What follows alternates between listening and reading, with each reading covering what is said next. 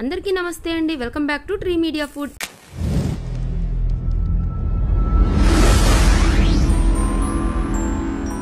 ఎలా ఉన్నారు అందరూ?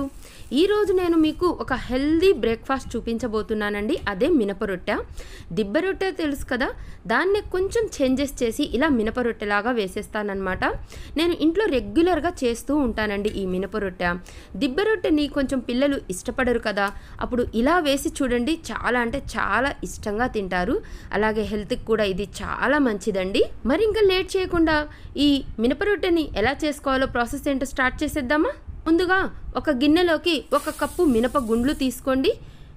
అలాగే 1 కప్పు పొట్టు ఉన్న మినపప్పు తీసుకోండి. మొత్తం మినపప్పే అయినా తీసుకోవచ్చండి, కానీ మొత్తం మినపప్పే తీసుకుంటే కడగడం రాని వాళ్ళు చాలామంది ఉంటారండి. అందుకని చెప్పేసి ఇలా 1 కప్పు మినపగుండ్లు, 1 కప్పు మినపప్పు తీసుకొని, అలాగే మరొక గిన్నెలోకి 1 కప్పు రేషన్ బియ్యం తీసుకోండి, లేదా నార్మల్ బియ్యం అయినా తీసుకోవచ్చు. ముడి బియ్యం తీసుకుంటే ఇంకా సూపర్ అండి.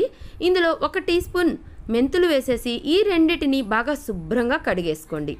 ఆ పొట్టున్న మినపప్పు వేసుకునేటప్పుడు ఒకసారి క్లీన్ చేసుకొని వేసుకోండి. ఏమైనా మట్టి గడ్డలున్నా, చిన్న చిన్న పుల్లలు, డస్ట్ ఏమైనా ఉన్నా కూడా బాగా శుభ్రంగా కడిగేసిన తర్వాత మళ్ళీ అవి నిండే వరకు వాటర్ పోసేసి ఈ రెండిటిని ఒక 6 నుంచి 7 గంటల పాటు నానబెట్టేసేయండి. చూడండి, ఇవి నానిపోయాయి అన్నమాట. నేను మార్నింగ్ నానబెట్టానండి, సాయంత్రానికి ఇలా నానిపోయాయి. ఇప్పుడు వీటిని ఒక 2-3 సార్లు ఇలా బాగా శుభ్రంగా కడగండి. ఈ పొట్టు మొత్తం పోవాలి అని ఏం లేదండి, ఆ పొట్టు అలా ఉంచేసుకోవచ్చు అనమాట. ఇలా 1కి 2-3 సార్లు కడిగేసిన తర్వాత ఈ పప్పుని ఒకసారి ఇలా గార్లించుకోండి.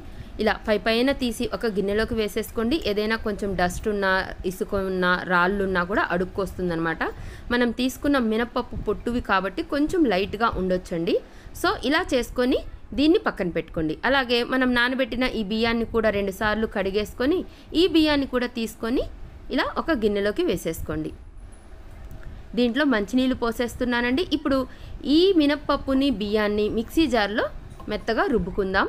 మీరు గ్రైండర్లో అయినా వేసుకోవచ్చు, లేదా ఇలా మిక్సీ జార్లో అయినా వేసుకోవచ్చు. మీ మిక్సీ కెపాసిటీని బట్టి 2-3 సార్లు వేసేసుకోండి. ఇందులో కొంచెం వాటర్ యాడ్ చేయండి, ఎక్కువ వాటర్ యాడ్ చేసుకోవద్దు. చూడండి, ఈ పిండి అనేది ఇలా బాగా మెత్తగా అయిపోవాలన్నమాట. ఇప్పుడు దీన్ని ఒక పెద్ద గిన్నెలోకి వేసేసుకోండి. ఇది కొంచెం గట్టిగా ఉండాలండి, ఈ పిండి బాగా లూజ్గా వేసుకోవద్దనమాట. ఇలా మొత్తం పప్పుని రుబ్బుకొని ఒక పెద్ద గిన్నెలోకి తీసుకోండి. ఈ పిండి పులియాల్సిన అవసరం కూడా లేదండి, ఇలా మిక్సీ పట్టేసుకొని డైరెక్ట్గా మనం మినపట్టు వేసుకోవడమేనమాట. సో మీకు మార్నింగ్ టైంలో టైం లేదు అనిపిస్తే నైటే మనం ఇలా పిండి వేసేసుకొని ఈ పిండిని వెంటనే ఫ్రిడ్జ్లో పెట్టేసుకొని నెక్స్ట్ డే మార్నింగ్ మనం దోశ వేసుకోవచ్చు అనమాట. చేత్తో ఒకసారి బాగా మిక్స్ చేసేసుకొని నేను దీన్ని ఫ్రిడ్జ్లో పెట్టేశానండి నైట్. మీకు మార్నింగ్ టైం ఉంటే కనుక నైట్ నానబెట్టేసుకొని మార్నింగ్ ఇలా మిక్సీ వేసుకొని ఆ పిండిని డైరెక్ట్గా తీసుకోవచ్చు. ఇప్పుడు ఇందులో రుచికి సరిపడినంత ఉప్పు, అలాగే 1 టీ స్పూన్ జీలకర్ర వేసేసుకోండి. ఇప్పుడు ఇందులో 1 కప్పు ఉల్లిపాయ ముక్కలు, అలాగే 1 క్యారెట్ తురుము, 2-3 పచ్చిమిరపకాయ ముక్కలు, 1 చిన్న అంగుళం అల్లం ముక్క తరుగు, కొత్తిమీర, కరివేపాకు కూడా బాగా సన్నగా తరిగేసి వీటన్నిటిని ఈ పిండిలో వేసేసేయండి. ఈ ఉప్పు కరగడానికి కొంచెం వాటర్ యాడ్ చేస్తున్నానండి. ఇప్పుడు ఈ ఉల్లిపాయ ముక్కలు వీటన్నిటిని వేసేసి ఈ పిండిలో బాగా మిక్స్ చేసేసేయండి. మీకు నచ్చితే కొంచెం సోడా ఉప్పు కూడా వేసుకోవచ్చండి, నేనైతే వేయట్లేదు. దీన్ని ఇలా బాగా మిక్స్ చేసేసుకోండి. కన్సిస్టెంట్ అనేది ఈ మాత్రం ఉండాలండి, మరీ గట్టిగా కాదు, మరీ పల్చగా కాకుండా ఇలా ఉండాలి. మీకు ఒకవేళ వాటర్ అవసరం అనిపిస్తే కొంచెం ఒక 2-3 టేబుల్ స్పూన్ల వాటర్ యాడ్ చేసుకొని ఇలా పెట్టేసుకోండి.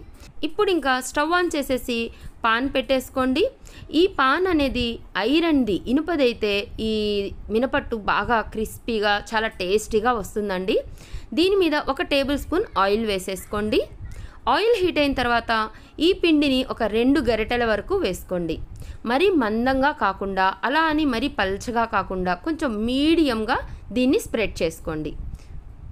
వీడియోలో కనిపిస్తున్నట్లు ఇలా చిన్నగా స్ప్రెడ్ చేసుకొని దీని మీద మూత పెట్టేసి సిమ్లో, మీడియం ఫ్లేమ్లో అడ్జస్ట్ చేసుకుంటూ ఒక 4-5 నిమిషాలు ఈ దోశని కాల్చుకోండి. మధ్యలో కావాలనుకుంటే కొంచెం ఆయిల్ వేసుకోండి, చాలా ఈజీగా వచ్చేస్తుందండి ఈ అట్ట అనేది. దోశని తిప్పేసుకొని రెండో వైపు కూడా ఒక 2 నిమిషాలు కాల్చుకొని ప్లేట్లోకి తీసుకోండి. అంతేనండి, మినపట్టు రెడీ అయిపోయింది. నేను ఇంకో అట్టు కూడా వేసి చూపిస్తున్నానండి.